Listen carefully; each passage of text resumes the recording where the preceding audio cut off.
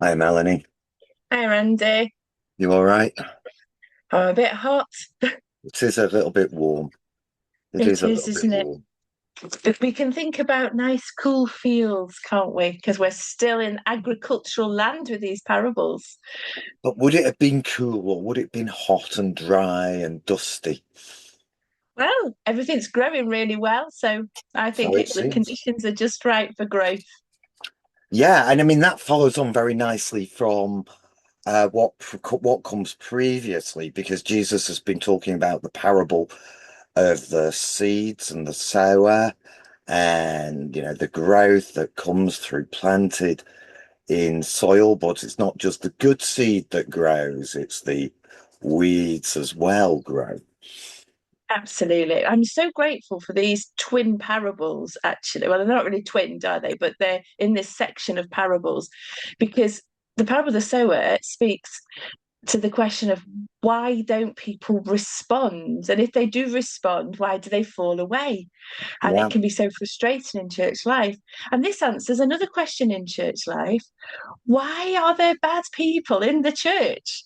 Why yeah. are there disruptive people? Why are there people who don't follow Jesus as they should? But you've just picked up on one of the key points of interpretation there, haven't you? Because you said, why are there bad people in the church?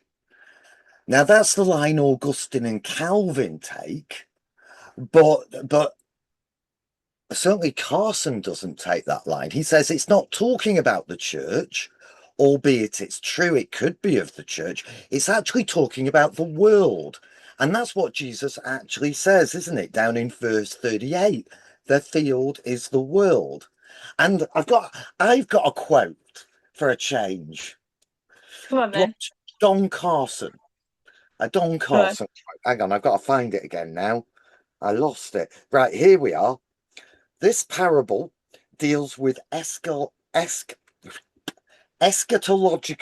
expectation, not ecclesiological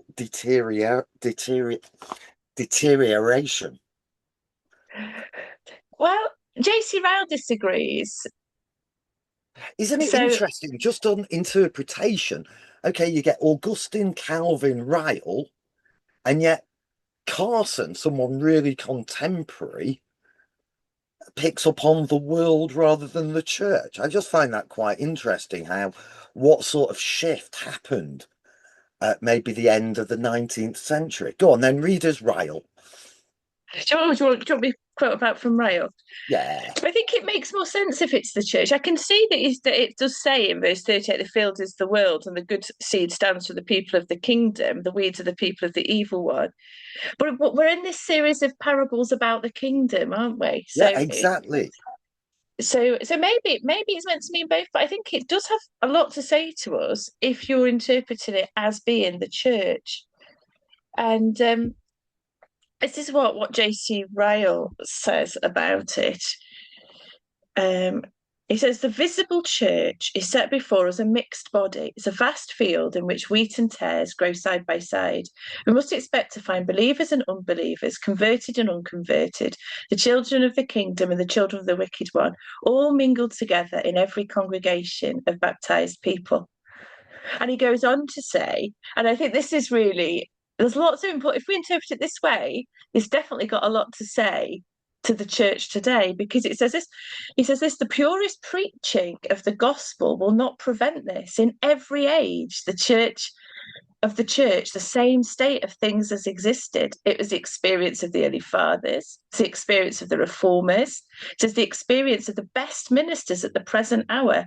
There has never been a visible church or religious assembly of which the members have been all wheat. The devil, that great enemy of souls, has always taken care to sow tares. And So, actually, Charles Price, you're saying, of course, these are all old expositors, but Charles Price also comes down on this side as well. He says that what he says is we're not talking about false teaching, we're talking about false Christians. So he's interpreting it as being the visible church as well. I mean, again, as well as Carson, Leon Morris, he takes it as the field is the world. I just find it quite interesting that shift that's happened at some point in the 20th century. That you know, and you say sort of well, Calvin, Augustine interpreted it the way that you're putting forward to. I just think that's really interesting. What Charles shift Price is it's a taken. modern into Charles Price is modern, isn't he? Yeah, but you know, can you argue with Carson? You know, well, maybe Well, Calvin could. yeah, do you know what but I just think, it's not news, is it? That there's going to be weeds in the world. That's not But news. but maybe in the context of the disciples, there is. You know, okay, the kingdom's come, brilliant. Well, why hasn't it destroyed everything? Why are we under persecution, under threat? Why isn't evil in our world being dealt with?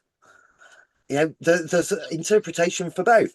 And I can't, who is it? It's David Jackman. In his interpretation is similar to Carson's, but he does acknowledge that the same points can be made about the church. He said, yeah, those arguments are valid. They're reasonable arguments. It's just, you know, Jesus says the field is the world. And, you know, again, if he was talking about the church, at this point, that would have made no sense to the disciples, would it? At this No, point, but he does start off in verse 24 by saying the kingdom of heaven is like a man who sowed good seed in his yeah, field. right? So that would seem to me that this is about the kingdom of heaven, which in a physical way is represented by the church today. But then when you take again sort of the argument, okay, the man who sowed, well, Jesus tells us it's him, um, in his field. Well, that is the world, isn't it? It is, but it's a parable about the kingdom of heaven.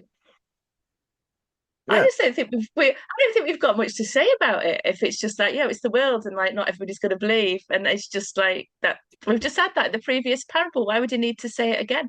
Well, okay, if we say the field is the church, that's not what Jesus says. Because, yeah, and traditionally, you know, as I keep saying, Augustine, Calvin, you know, all the greats take it the way that you've been saying. Did I they all just get find it it, wrong, Ken? sorry, Did they all get it wrong then? well, maybe. But then sort of people like, you know, Leon Morris and Don Carson are saying, well, plain reading of the text. It's interesting. But the visible church is part of the world. Yeah, it is. And I think it is a Yeah. shock then when you find weeds growing amongst the wheat. But Because I guess that's also how you reach that interpretation, isn't it? It's because they're growing amongst the wheat.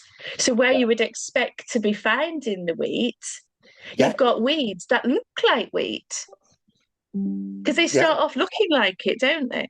It's when it's when they sprout and form heads that yeah. you realize that these are not wheat, but they're weeds. And I think it's that growing alongside as well, which But maybe leads to that interpretation why there needed to be some teaching on it. But isn't that that's so true of our world today, isn't it? That you know, are there that the world and some of its philosophies can seem very similar to Christianity. We can be drawn in by what we see on TV, on the internet, on our YouTube subscription channels. And you know, isn't it about testing them what we see and hear? Is it Christian? Does it accord with what scripture tells us? So can we get a pure church then? In the eyes Can of we Jesus, expect to find the church that's all wheat? we will one day, won't we? But I'm not talking about one day. We can see what's going to happen one day because that's another important point. Whether we interpret it either way, is that there's going to be a judgment day. Yeah, But in the meantime, can we find a perfect church? Should of we be course looking you, around to find a church that's just full of wheat? of course you can't. Of course you don't. But this passage says the field is the world. Jesus says it. And All suddenly right, we're being well, told you by carry on and tell us Cal, how you gonna what your sermon's gonna be on then. okay, the kingdom of God has come in power. Okay, Jesus is king. Jesus is Lord. Jesus is ruler. Why then is there still evil in our world? Why then do we have to see the shootings, the violence, the abuse of our society? If Jesus is king, why hasn't he done something about it? Well, he is going to do something about it on the day of judgment. And for the time being, yeah, when we're looking at other people, when we're looking at our neighbours, sometimes we can't tell the difference. They do look remarkably similar to us. How does it fit with the other parables then Well, because in this section? it's about the kingdom of heaven coming in power. Why haven't we seen that power? Why hasn't it got rid of evil? Can the Make our tares become lives. wheat? Here's another question. There's no indication in this parable that the tares can become wheat. Yet Sorry, Augustine says those who are tares today may be wheat tomorrow. maybe, maybe. One thing we haven't talked about are the missing verses, of course. We haven't, have we? And that's another interesting question, isn't it? Why Jesus does that? Yeah, and there's an interesting interpretation question on the parable of the mustard seed. And go on, I haven't looked at that. Now, I only looked at it to see, well, why, to try and work out why Jesus, well, why it was organized this way, whether Jesus said it this way or whether it's how Matthew chose to put it down, why he would have this bit in the middle. Because last week, the bit that was missing actually gave you the reason for why Jesus was talking in parables Yeah, and was really important because it involved judgment, that how yeah, you responded to the parables um, showed us something about where your heart was. But here you've got these two little parables, and then he goes back into the house, and the disciples again ask to understand the interpretation of the weeds in the field. yeah.